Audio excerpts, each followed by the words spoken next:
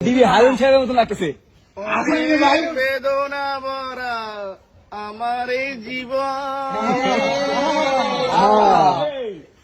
আমি আর ব্যথা পেতে চাই না। কষ্ট আরো কথা লাগবে। অনেক বেদনা ভরা আমার এই জীবন, আমি আর ব্যথা পেতে চাই না।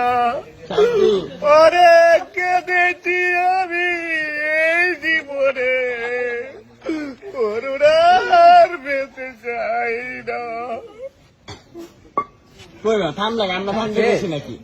আমরা থামতে করিনি। আরেকটা নাচতে হবে না, কিছু সমস্যা আছে। তাড়াতাড়ি মামা, তাড়াতাড়ি ভাই করবো ভাই।